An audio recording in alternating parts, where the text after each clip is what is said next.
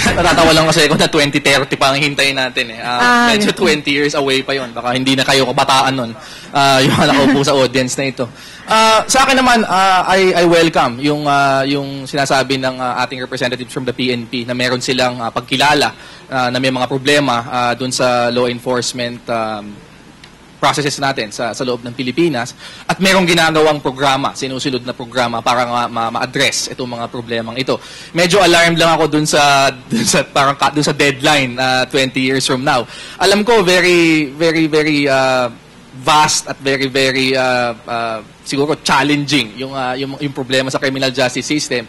At siguro hindi madaling lutasin yung maraming mga bagay dito. Pero kung 20 years naman ang ating ihintayin para lang ma-address ang issue ng credibility, mukhang medyo malaking concern yun para sa atin.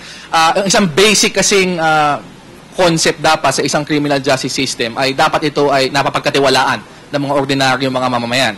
Without yung basic trust ng mga ordinaryong membro ng publiko sa kanilang mga membro ng pulis, sa kanilang mga prosecutors, sa kanilang mga nakaupo sa hukuman, medyo mahirap na magkaroon ng tiwala din dun sa buong pagpapatakbo ng criminal justice system. At sa ganoong paraan, magkaroon ng tiwala na magiging ligtas ang mga tao, hindi lang dun sa mga talaga mga masamang elemento sa loob ng lipunan, kundi din dun sa posibleng pang-abuso ng mga batas na maaaring gamitin laban dun sa mga inosenteng mga mamamayan na maaari ding masangkot ng hindi nararapat dito sa loob nitong buong prosesong ito.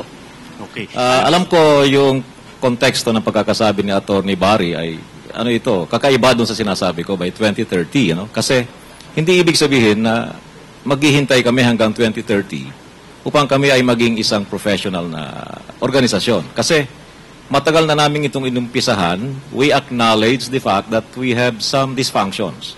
Kasi ang isang organisasyon para mag-grow, dapat i-acknowledge muna niya na merong dysfunction. And we did that. The PNP did that, no? We accepted the fact na merong mga pagkukulang. Kasi hindi kami pwedeng mag-umpisa kung hindi namin ina-acknowledge muna na may mali sa sistema. Out of this acknowledgement, gumawa kami ng strategy, no?